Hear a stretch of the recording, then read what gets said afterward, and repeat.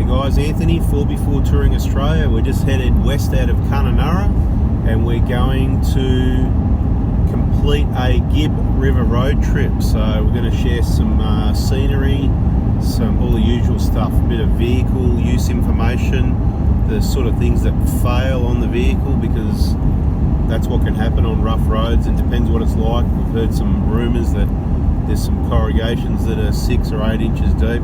I reckon they're dreaming, but once we get up the Clumbaroo Road, Mitchell Falls, we know that it's usually always rough up there, so be a bit of interesting information if you're planning a trip that way or you haven't seen it for a while. If you've been there, don't forget to subscribe, turn the bell on now.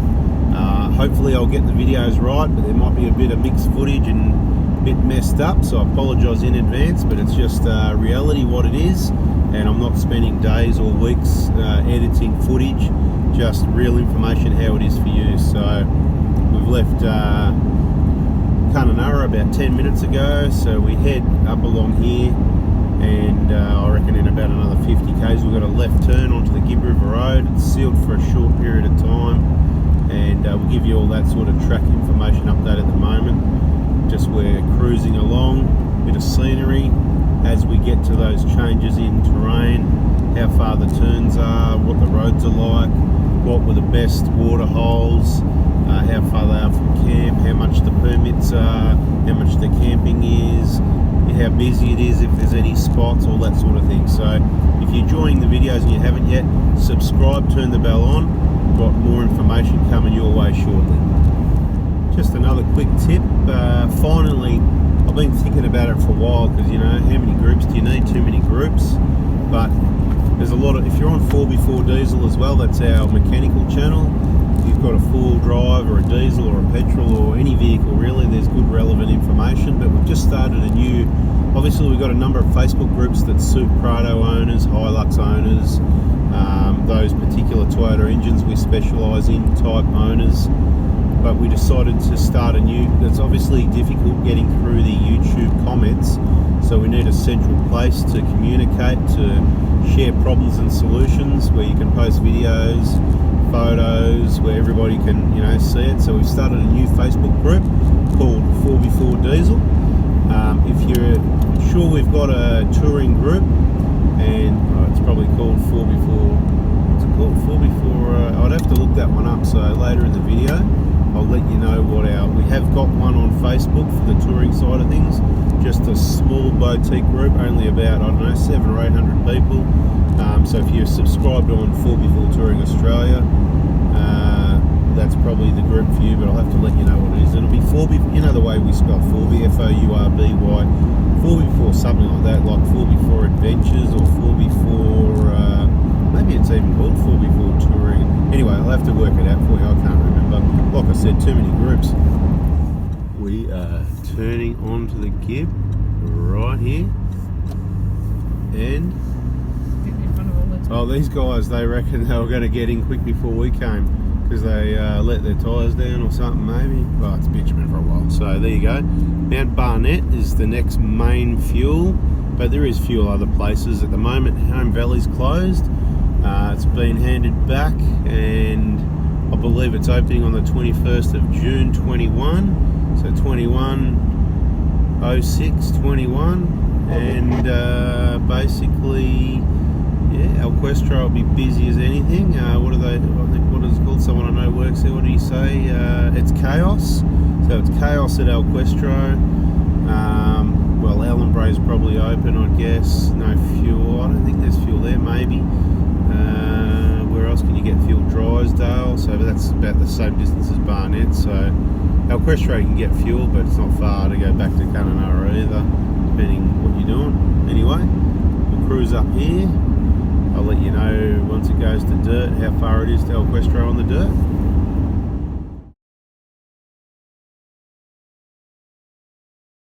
A little bit of scenery there. Bonnet's open, what's going on? Could be pumping up the tyres, that's alright. Emma Gorge Resort on the right. We're around about 80 k's from Kununurra, and just over this crest, I believe, is caravan. That's why I reckon you just don't take caravans across extended rough roads. Anyway, whatever, depends on the road conditions and how much time you've got for inconvenience and repairs.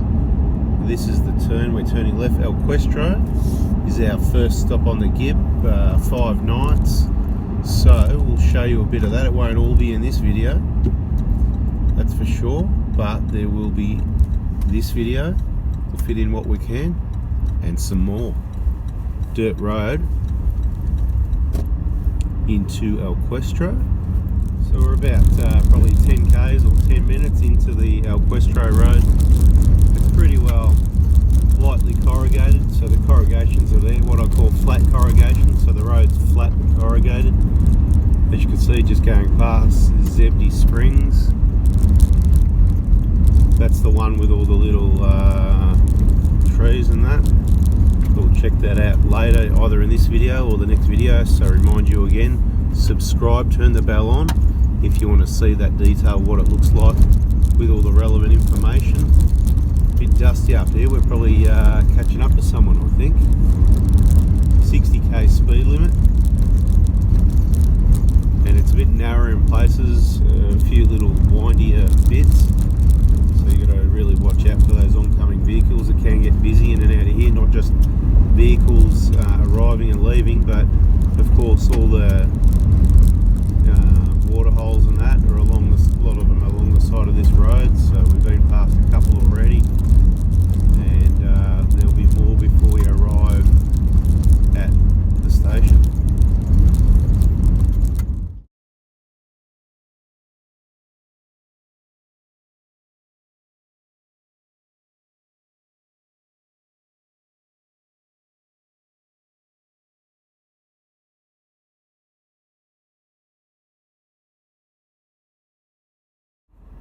Just come to the Pentecost crossing on the way to El Questro. You can see in front of us, camper trailer. It's a 200 series in front of that.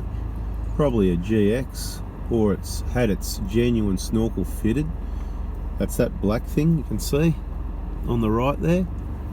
If you see the snorkel, that box, just want to mention that you know, it's got the holes in the back of it, you know, so all the discussion about snorkels being forwards or backwards, you've got to ask yourself, why would Toyota put the snorkel head sealed and like with the holes facing backwards so it can suck the air in, if that wasn't the best way to do it? That's what I believe is the best way to do it. You're not getting any forced air induction assistance with it facing forward. You're just getting a lot more dirt, dust and everything like that. So I just thought I'd mention that while we're waiting in the queue.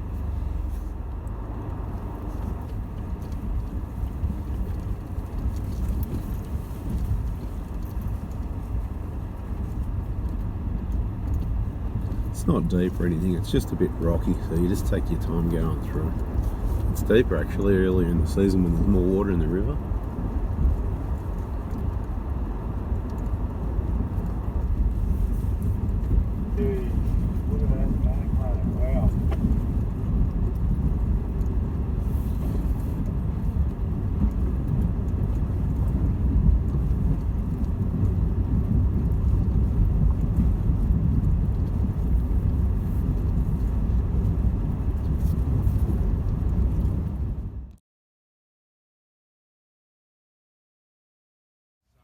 So we've got our nice little campsite set up just over here.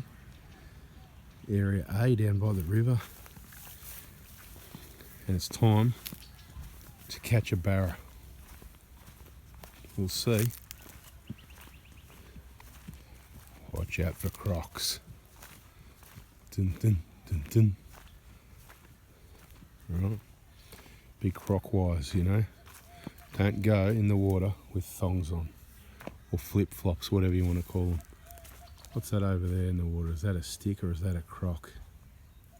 See over the other side there? I can't even tell with my eyes. Look at this though, beautiful spot. So we're going to wet a few lines. Alright. See the bubbles coming up there? Bit of action there, the crocs, they're about to come up and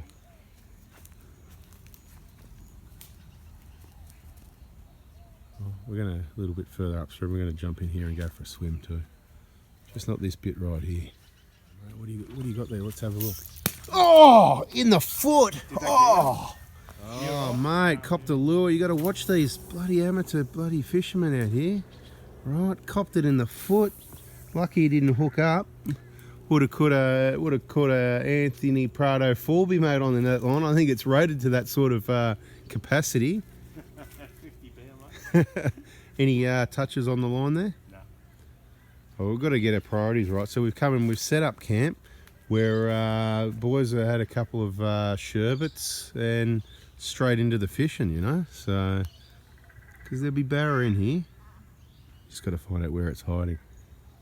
And if you can get it to the bank before the croc gets it. Yeah, that's a catch, isn't it? Sore toe.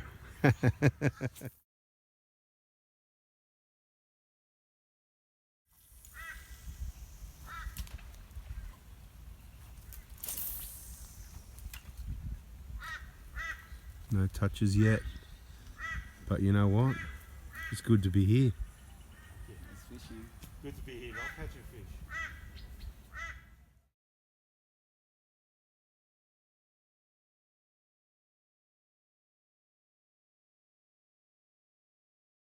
So just a short walk up from where we were is a no lifeguard on duty water hole where people don't usually get nipped by freshwater crocs, but it can happen. I don't know, we'll have to see who's in there if I can video in that area there.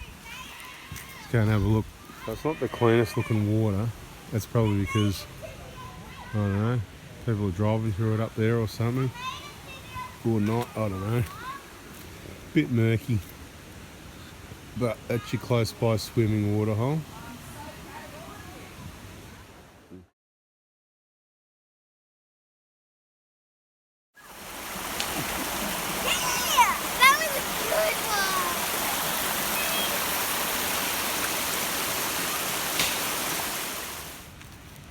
Just behind the swimming area. Bit of a restaurant. So we'll just take a little walk around. Those tents are for the groups, camp groups that come in. We camp just on the other side of that, so close by to come for a swim if you want a close by swim. Let's go and have a look and see what else we got over here.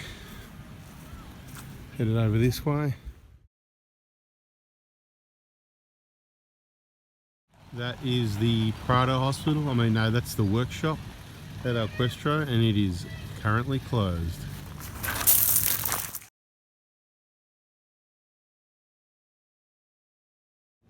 You got a little souvenir shop here.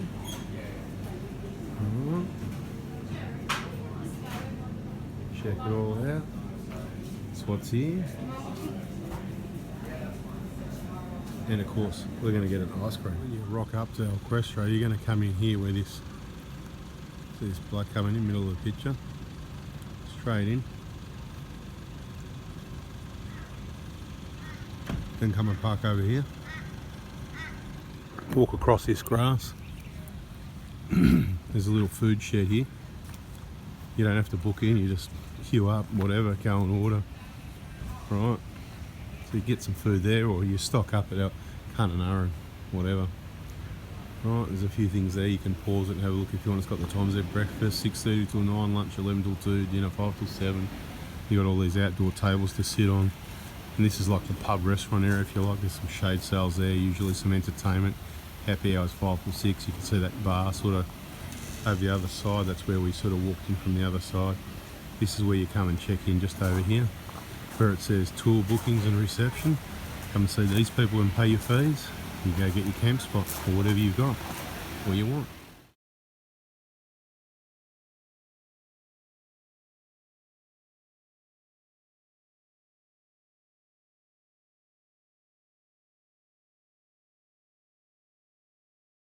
This is the old toilet block. And these are the new little ensuite add-ons. Numbered 1, 2, 3, 4, 5, 6, and they go around the 7, 8 around the corner. 2021, back in 2017, You might not see it with the sun, but there's another toilet block just over there they built. Just walking through these tents to our camp area. You can hire these tents, permanent tents, whatever you call them. Plus there's some group camping tents down here as well. Anyway, that'll do it for this video. We're going to have some better videos over the next few days, or whenever they come out, a few weeks or months, whatever the case may be. Subscribe, turn the bell on so you don't miss those. We're going to show you some of the gorges, the walks, and the pot of gold at the end. Thanks for watching, guys.